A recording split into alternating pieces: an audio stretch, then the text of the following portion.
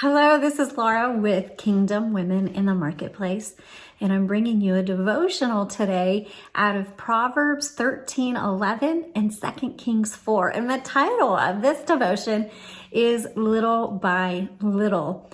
And several years ago, the Lord gave me the verse, reminded me of the story in 2 Kings 4 of Elisha and the widow and how she had nothing left except for just a little bit of oil. And he asked her, "Give me what is in your hand." Or his words were, "What do you have in your hand?" Some translations say, "What do you have in your house?" And she trusted this prophet by giving her the last of what she had, and he was able to instruct her on how to multiply that. And at the time in my life, I had just closed one of my businesses. I had nothing going on. I had no income. I was just in a place emotionally, mentally, physically, financially, where there was nothing. And I remember posting a photo of an oil jar in my office and with the words underneath it, "What do you have in your hand?" Just as an encouragement for me to take one day at a time and to offer up to the Lord what I had in my hand that day. Fast forward, it's been 4 or 5 years, and God truly has brought me into a new place in every aspect of my life, spiritually, financially, locationally. I actually live in a different state now, in a different home. Just everything about my life has changed. And the Lord reminded me of that this weekend. And even last year, I know some of you may have heard me talk about the book Profit First and how the Lord used that book to transform my business and put it on a solid rock. And we doubled our business in the previous year. And in this year, we're already up 50% from last year. And this isn't entirely about wealth, but it is, and that's okay. I mean, sometimes as Christians, I think we believe that building wealth isn't okay, but it is, but make sure we do it with a pure heart. But this little by little devotional, I want to encourage you because in 24-hour period, the Lord showed me how he brought me little by little, not only financially within my business, but also spiritually, personally, just in my entire life. And he used those two verses that I just shared with you, Proverbs 13:11 and 2 Kings 4. And again, let me read that one more time. "Wealth quickly gained is quickly wasted.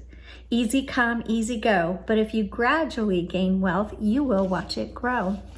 And I wanted to bring out, I got graham crackers, and I don't have little kids, but we do like to have s'mores every once in a while. So I keep graham crackers around. And when I talked about that Profit First book, it really, for me, it was like that puzzle piece. You know, I was trying to figure out something, and I was in my business setting things aside a little bit here and a little bit there, but it was very inconsistent, and I would dip into it all the time because I was like, oh, I got a big bill, I got to pay it, and I would take anything I had set aside. And so I was trying to implement this little by little concept in my business, and it just wasn't sticking. And then I read that Profit First book, and it was like that last piece in the puzzle, and it made it all stick together. And so whether it's within your business or personally, every time something is added to your life, a deposit in your life, time, money, whatever it is, then you need to deliberately and wisely set some aside. So whether you set aside practically for business, the first thing you want to do is set aside your cost of goods. So this is your deposit for the day, that whole thing, and say, okay, this is your cost of goods, because you need that to resupply your business, and you set that there. And then as a believer, as a kingdom woman, after that, then you either get a tithe out of your business, or you're going to wait until you pay yourself in tithe. That's entirely up to you. I'm not going to go into that because you need the Lord to speak to you on that. But then you're going to take a little bit and you're going to set it aside for profit. And it's just going to be a tiny bit. And in fact, maybe you've got a bunch of bills and you can't set aside a lot for profit, but you need to set aside something. So maybe I'll put just a little bit over there. And then the next thing you want to do is you want to set aside some money to pay your taxes at the end of the year. So we'll set some aside there. And then you have your operating expenses, which is a huge chunk. But before you do that, you want to set aside money to pay yourself. And if you have employees, set that aside. And then your operating expenses. And you just keep doing every time. It doesn't matter if you bring in $10 in a day or $1,000 or $10,000 in a day. You do the same thing. And so you just start putting aside the same amount, and it's very deliberate. And you can do this with your time as well. And maybe next thing you know, look at this. I've had a couple of deposits here.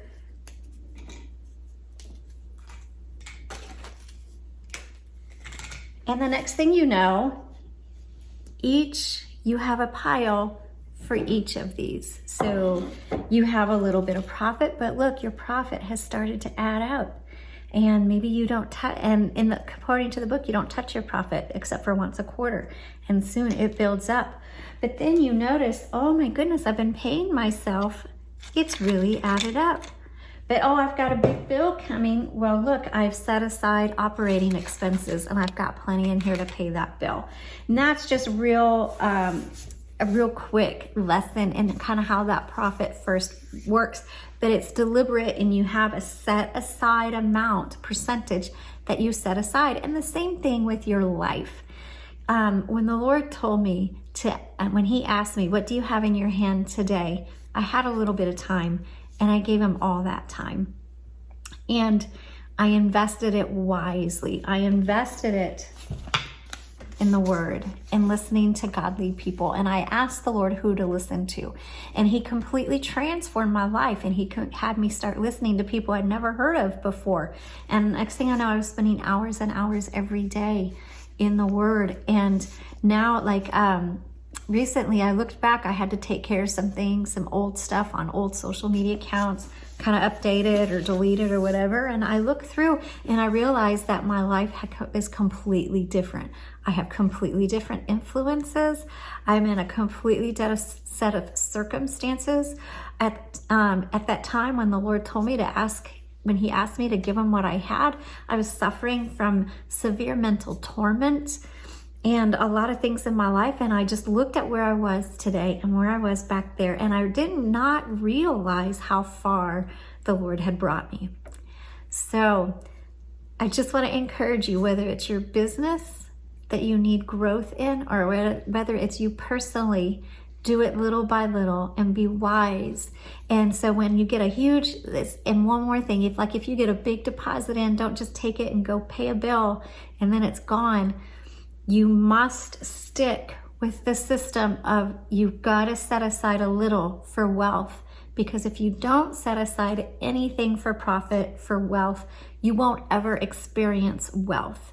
It will always be gone. There will always be an expense to take your profit. And at the same time, with your time, if you never set aside time to build the wealth of where you are spiritually, your time will always be taken by other things. So I know I really have two topics within this, but they're actually both really connected.